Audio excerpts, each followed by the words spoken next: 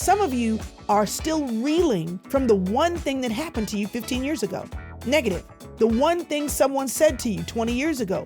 The one thing that happened at work last year on your job. It's the one thing that went wrong that threw your finances out of whack. It's just one thing. And often they can be big things, but more often they're small things. And because they're small, we don't think they matter. All right. Hey, y'all. So if you have ever read my book, She's Still There. It is 7 years old.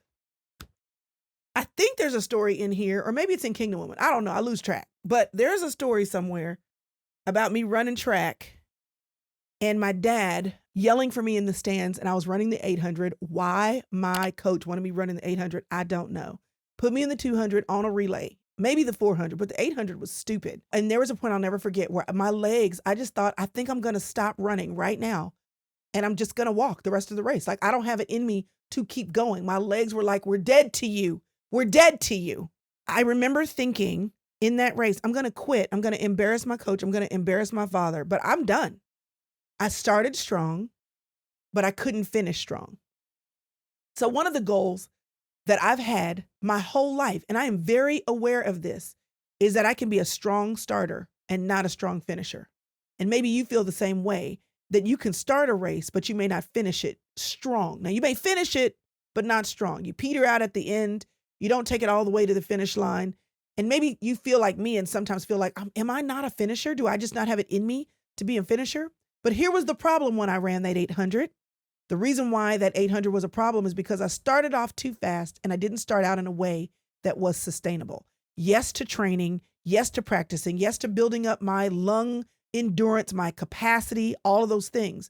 But even if you train and even if you practice, if you start out at a pace that's not sustainable, you won't be able to finish well. Fast forward a million years and me running a marathon. And when I was training for the marathon, I would hate the drills, y'all. I didn't like the drills. Just put some headphones in my ears, let me listen to my playlist and let me run. But they would, when I trained with a place in Dallas that was doing a training program, they would say, today's a hill day. You got to run some hills. Okay, today's a technique day. Today's a pacing day. Today is all these different things, because they were interested in me being able to finish. And when you run the race, there's all different kinds of terrain. And you want to be ready when you have to go uphill. You want to know what to do when you come downhill. You want to know how to start at a pace that's sustainable. You want to know your pace, all of these different things, so that you can finish a race that's going to take you 4 to 7 hours, depending on your speed to finish. All of those things that led up to me finishing the marathon, finishing my 800, were all small things. I didn't enjoy practice. I didn't enjoy the drills. I didn't enjoy the coach's input and feedback. I didn't want to hear about changing my gait. I didn't want her to tell me about how to move my arms.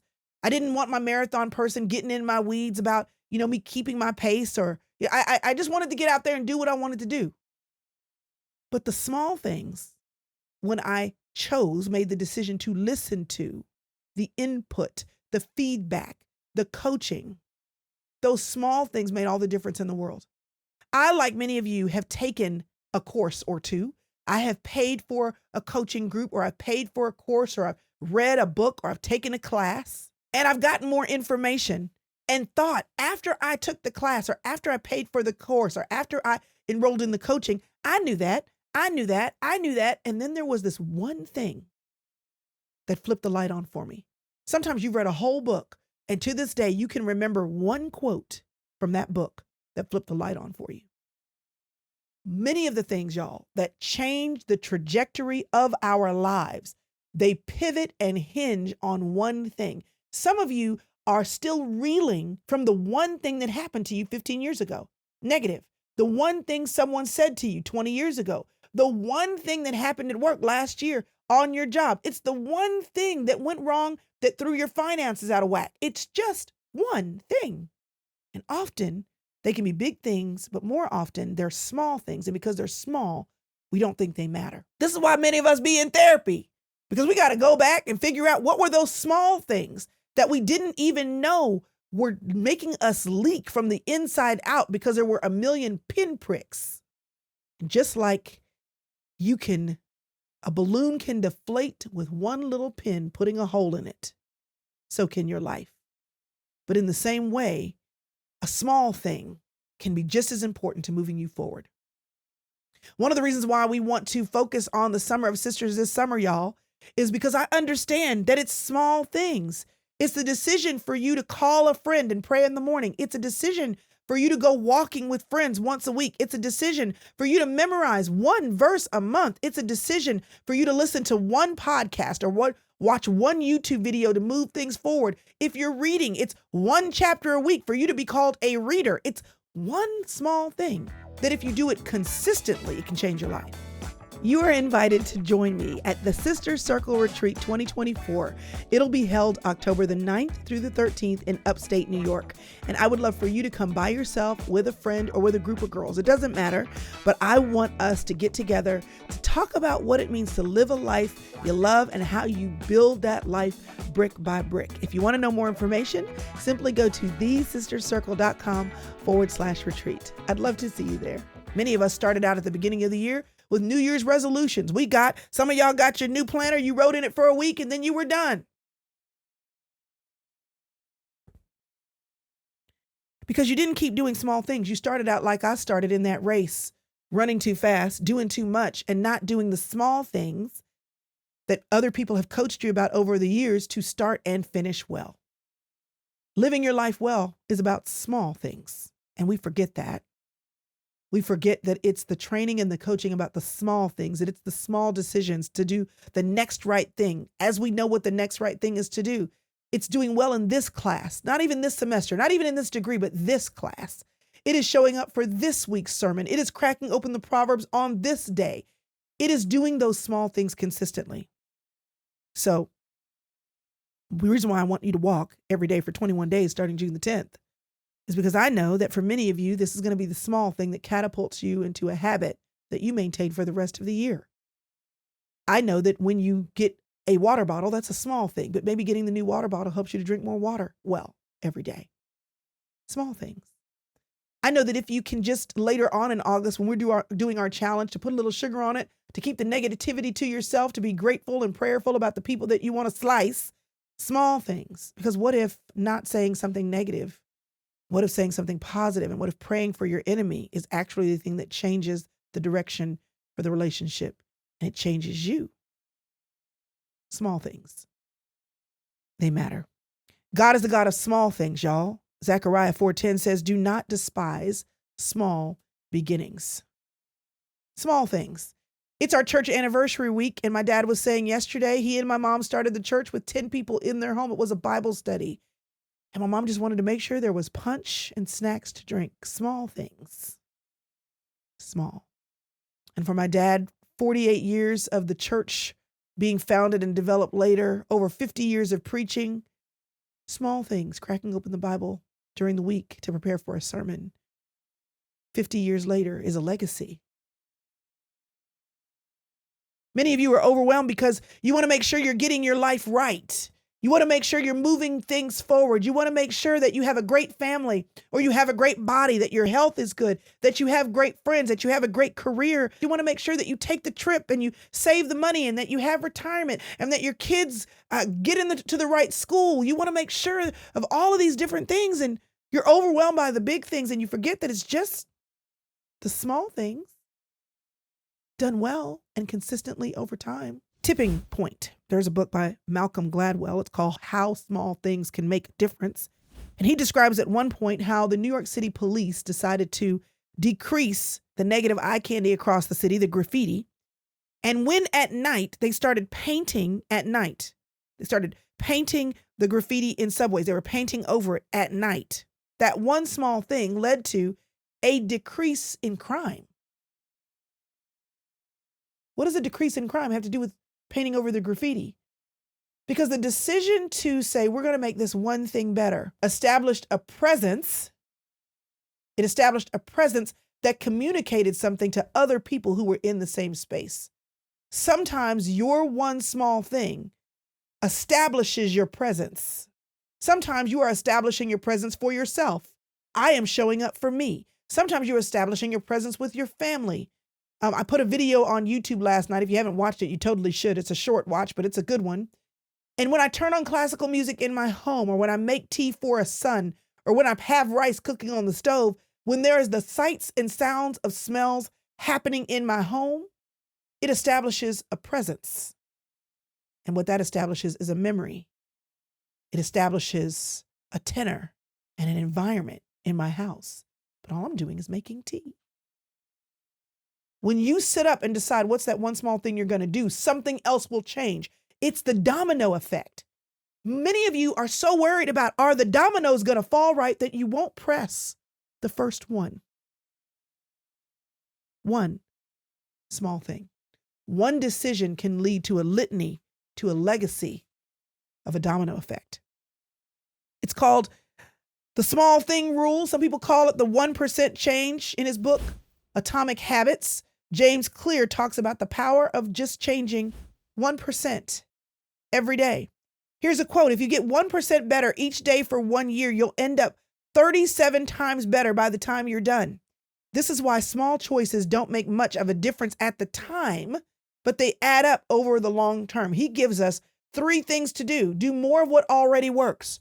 Stop working hard to do what's working for everybody else. Do one thing that you already know works. So here's what works for me.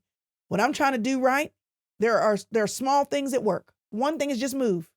I don't have to break a sweat. I don't have to do something for an hour and a half. I don't have to teach a spin class. Just move. That one thing starts the domino of drinking more water. It starts the domino of eating better, because one thing in my brain starts something else. Let me tell you what else changes something. When I turn on music in my home, everybody's attitude gets better. I don't know how to explain it. It's the power of the Holy Spirit running through the airwaves. But I just know if everybody's cranky, turn on worship. One small thing. If I want to, and if you want to write a book, I feel like I'm about to crucify myself. If you want to write a book, you show up every day and write for 30 minutes. And eventually the book will get written. Do more of what already works. Look back in your life and figure out, what do I already know starts my engines? What do I already know motivates me? What do I already know helps me? If you're like, I keep saying I'm going to do this self-paced thing, and you're not finishing it, and you know that you work or learn or grow better in groups, get some other people to go through it with you. What already works for you? What already works? Do more of that. Avoid tiny losses. That's the second thing. Improvement is not about doing more things right, but about doing fewer things wrong. There's a book called Strength Finders. It is about knowing what your strengths are. If you buy the book, you'll learn by taking a test what your top 5 are. And one of the premises of the book is focus on your strengths. Many of us focus so much on our weaknesses. So you're focused so much on what you're not doing, you don't have any energy left to focus on what you are doing. What do you do well? What do other people celebrate about you? Focus on building your strength. You go to the gym, you don't need to stress if you can't lift a 35 or 45 pound weight. You start with a 2-pounder. Focus on what you do well. And if you will focus on what you do well and just avoid the things that don't help you, don't move you forward, that you know are going to take you down. If you focus on what works, that will grow. The reason why Eve took the fruit that she wasn't supposed to take is because Satan convinced her to focus on the one thing that was a loss. We were listening to Myron Golden last night. He's speaking at VBS at our church anniversary. Right after that, we have Family Vacation Bible School. And he said what the enemy got Eve to focus on in the garden was lack. God had given them everything else, enjoy everything else, but they focused on the one thing they couldn't have.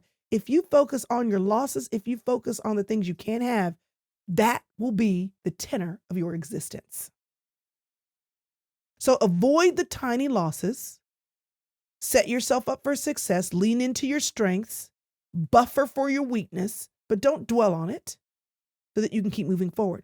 And then measure backwards. Measuring backwards, he says, means you make decisions based on what has already happened and not on what you want to happen. So in order to be successful, he says, you jogged a mile yesterday, go for 2 today. You ate 2,000 calories last week every day, go for 1,800. Look at what's happening and develop your new 1% from that. So basically what he's saying there is start where you are. Start where you are and get a little bit better. Incremental changes over time make a big difference. How did Forrest Gump run across the whole of the United States. How did that happen? I'll tell you how it happened. He said, I just started running and then I didn't stop. I just kept running.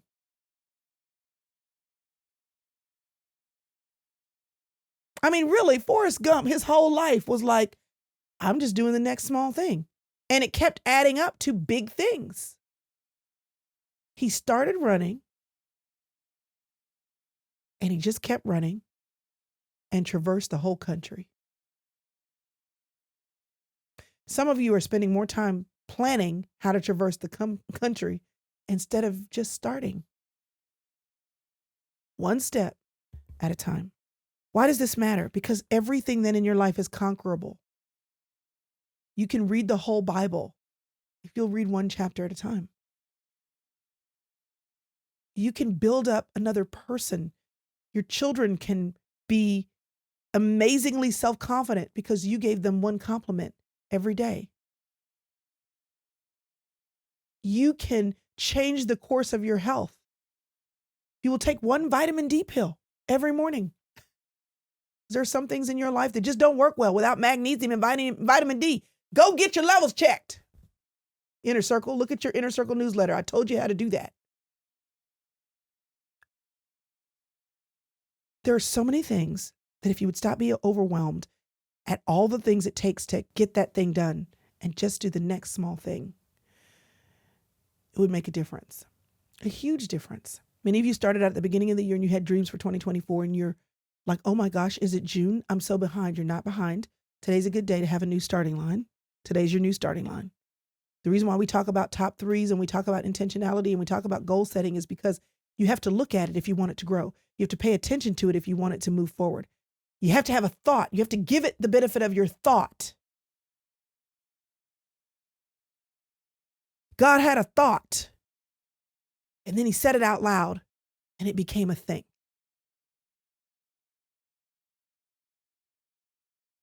You have that same power because you're created in his image. Small changes over time add up to cumulative larger ones. If you want to finish your degree and you don't know how you're going to finish it, don't worry about that. Take one class at a time. Some of y'all need to take the class. You've been talking about taking the class forever.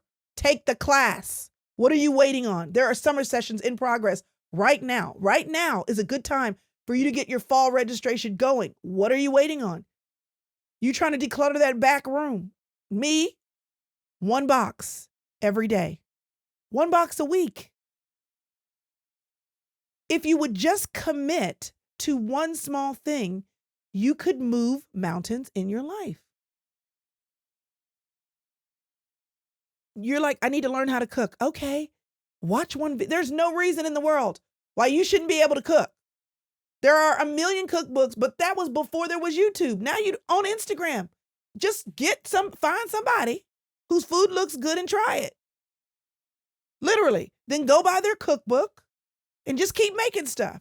And you will learn how to be a cook. You want to learn how to make different salads so that you can eat healthy and light this summer? Just Google and try a different salad every week. And then before you know it, you'll have this repertoire of salads that allow you to eat lighter, that changes the trajectory of your health. It's not that deep, y'all. One small thing. That's what I need you to do. 1%. Practice for 30 minutes every day. Some of y'all want to learn to play the piano. Practice for 30 minutes every day. If you want to be able to play by ear or play that Bach 2-part invention. The reality is most of us get where we're going by doing small things. The problem is there's a lot of unintentional small things that we do every day, and they suck up the time for the intentional things that will actually change the trajectory of our lives. Where do you want to be? One of the reasons why there's a whole planner, y'all, and the reason why I throw this up on a first Monday and we talk about our goals and we talk about what the question is because most people aren't thinking. They're not thinking. They're doing whatever the day tells them to do. They're doing whatever social media tells them to do. You're wasting your time on TV. You're wasting your time on social media. You're letting that dopamine hit dictate to you where your eyes are going. And every minute of your day is a gold mine. You want to know why? Because it is a limited resource. You are never going to get those minutes back again. So if you're going to spend them, spend wisely. How much money have my kids wasted on candy? How much money have my kids wasted on video games? How much money have my boys wasted? And I want them to have a little fun with their money. But if you could add up the amount of money that you spent on things that are now in the trash, things that are now in a box, things that are now in somebody else's house because you gave them away, enjoy your life, enjoy your money. But how much money have you wasted? So one of the things I've learned as a business owner is that I need to pay my kids, and that I'm going to dictate to my kids, because then I get a tax deduction for paying them, and up to a certain amount of money, they don't have to report it. Praise the Lord. I'm going to start making them pay their college tuition out of the money that I'm giving them for all the things that I make them do. And you want to know what? I'm making them start their IRAs. You want to know what? Because a small amount started when you're 15. And if you keep that going, will make you a millionaire really, really early. Do I have to have $1 million? No. But can I give them a little bit of money, and can they make small investments that make them millionaires when they're not too old? Yes. Start early and let the small things go over time. Some of y'all, the only reason why you're not a millionaire, the only reason why you don't have $500,000 in your savings, the only reason why you don't have $100,000 sitting in your savings account is because you've wasted your money on food, on fast food, on clothes, on shoes, on purses. And if you look back, that purse ain't even in style anymore. You gave it away. Some of us are giving our lives away one small wrong decision at a time. Here's the good news. You can change the story simply by switching gears. Instead of one small thing that reduces, we need one small thing that increases. Instead of one small spend that's wasteful, you need one small spend that's productive. Instead of one small word that tears down, you need one small word that builds up. Instead of one small hour that's wasted, you need one small hour that's gained. Instead of one small hour that you're yapping, you spend one small hour reading. Instead of one small 30 minutes sitting on the couch, you need 30 minutes sitting in front of a computer writing your words. It's an exchange. It's simply an exchange. And if you will decide today that you have the power, and this is me telling you that you have the power to decide in the month of June, what are the 3 things that you're going to do? If you need a planner to put it in, I have one, but you can put it on a sticky or write it with a lipstick on your mirror. The 3 things that you're going to do in June, and what's one small thing that you're going to do every day to make that possible? You change the trajectory of your story. Right now, some of you are sitting at a pivot point in your lives. You are facing a fork in the road. And if you continue, we're all doing that every day. So if you've been waiting to do the next right thing, this is me telling you, what are you waiting on? What are you waiting on? If you will do your part, God designed the world, y'all. He designed the world to work on your behalf. It's designed to work that way. So the key is to get started and then to keep going. That's the key. That's the key. So my question for you today is remember that question I asked you at the beginning about, it's in the planner. What small thing have you not been doing? It would be simple. You should have done it last week. What small thing can you do today to start your engines? What small thing can you keep doing each day or with consistency each week to keep your engines going? If you haven't already established the 3 things that you want to achieve this month, do it. If you haven't already established the things you want to do this week, do it. If you haven't already established the things that if you do these 3 things this year will change the tenor of your life. You meant to do it in January, or maybe you didn't, you forgot. So do it or do it again. Because as I always say, if you're still here and you're still breathing, you get to choose. You get to choose.